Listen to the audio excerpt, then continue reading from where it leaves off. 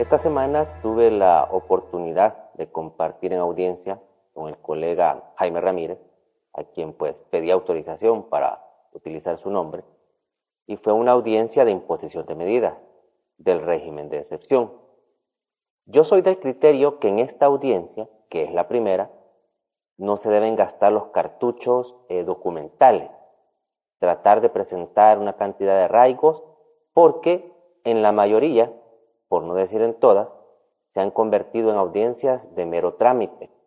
Incluso nosotros hemos llegado a naturalizar que en esa primera audiencia no se logra nada positivo. Y ya lo naturalizamos. Raras veces, en esos 15 días de detención administrativa que las personas tienen, se logra recabar una documentación fuerte, porque pocas personas tienen, por ejemplo, la oportunidad de tener un empleo estable, tener una estabilidad económica, un salario pues por arriba del mínimo, por ejemplo, y lograr recabar esa cantidad de arraigos. Pero el colega lo hizo, sorprendentemente, una cantidad de arraigos muy fuerte.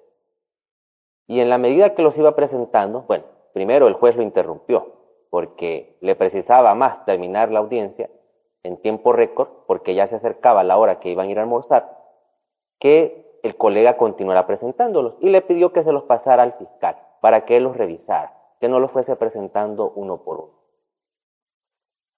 Eran arraigos bastante fuertes. El cliente de mi colega es empleado de la Central Ejecutiva Portuaria Autónoma, CEPA, es una institución estatal, conocida, no necesita probarse que existe. Llevaba una constancia salarial, arriba de los $1,000, un arraigo domiciliar, casa propia, un hijo, declaraciones juradas de personas que, bueno, acreditaban que él vivía en ese lugar. Es decir, arraigo bastante fuerte. También se llevaba una constancia en la que, bueno, se hacía saber que la persona se encontraba como en una especie de suspensión debido a su captura, pero que su plaza laboral ahí se encontraba reservada. Parecía que iba a anotar gol. Luego el juez comienza a evaluar cada uno de los arraigos y a medida que los iba mencionando, se veía convencido, incluso dudaba. Creo que ni él mismo se lo creía, porque eran arraigos bastante buenos. Y todo parecía que se iba a dar uno de los pocos casos inéditos en este régimen de excepción, y es que en la primera audiencia dejen en libertad y con medidas sustitutivas a una persona. Sin embargo, ya en el último momento, en el último segundo, el juez se echó para atrás y buscó una excusa casi que absurda para no dejarlo en libertad. Y lo más chistoso es que la respuesta del fiscal ante esta cantidad de arraigos bastante buenos únicamente fue de que eran arraigos buenos, pero no probaban que esa persona no se había reunido con pandilleros. Esa fue la salida olímpica que el fiscal, valga decir, en este caso, cada vez que veo a uno de ellos, me imagino que son fiscales Conflex, porque parece que los han sacado de una caja de cereal, les echaron agua y crecieron y los pusieron en la fiscalía. Así son todos los fiscales que están llevando a cabo los casos del régimen de excepción. No lo pusieron en libertad. Un caso bastante lamentable y que nos deja al descubierto que, como ya lo hemos dicho en otros casos, los jueces especializados de instrucción, en la mayoría, son jueces prepagos. Ya están mandatados, ya están supeditados a lo que deben resolver. Y a esos jueces me dirijo y les digo, ay jueces, tengan mucho cuidado, porque al diablo al que le han vendido el alma, no les va a perdonar y no les va a tener lealtad. Y cuando empiece la otra cacería de brujas, porque se va a llevar a cabo, también van a participar, pero ustedes ya no van a ser cazadores, van a ser cazados.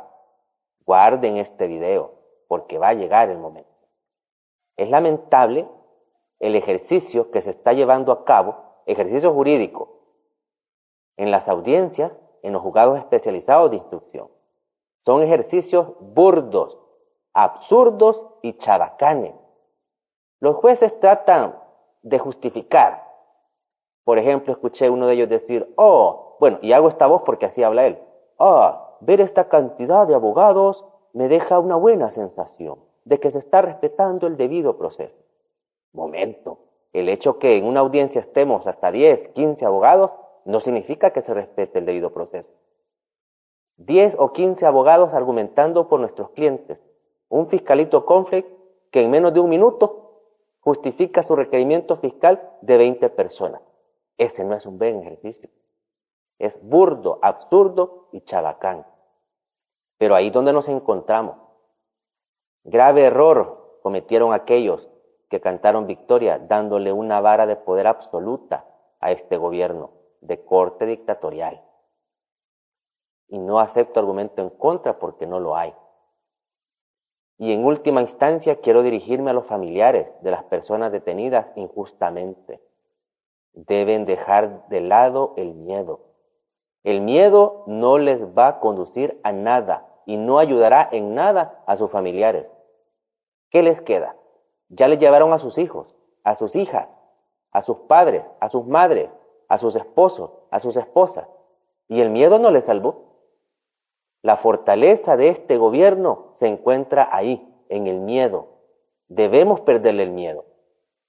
Y aclaro, cuando me vaya a referir a policías, me refiero a los policías corruptos, gañanes, que a sabiendas que detienen personas inocentes, lo siguen haciendo. El miedo que les tenemos a esos policías, o que ustedes les tienen, es el que les da fortaleza. Debemos dejar de lado el miedo, porque ahí está la fortaleza de este régimen. ¿Hasta dónde vamos a llegar? El miedo no nos va a salvar de nada. ¿Quién le garantiza a usted que ya le llevaron a su esposo, a su esposa, a sus hijos, y le siguen llevando familiares que no van a llegar por usted? Se debe dejar de lado el miedo, porque ahí está la fortaleza de este régimen. Dios te salve, patria sagrada, porque sé que no soy el único que comparto esta opinión. Y dejemos de creernos que esa mentira que nos tratan de vender, que la mayoría de la población está con el gobierno, eso no es cierto. Esa es la narrativa que se nos intenta vender. Pero cada día avanza más la vorágine que afecta a más y más personas. Tener miedo no les salvó que le quitaran su puesto de venta en el centro de San Salvador, sin opción a reinstalarlo. Los amenazaron con el régimen. Esa es la realidad. ¿Les salvó el miedo de eso? ¿Verdad que no? Mucho cuidado. Fortaleza para quienes están pasando por este duro momento. Y perdamos el miedo.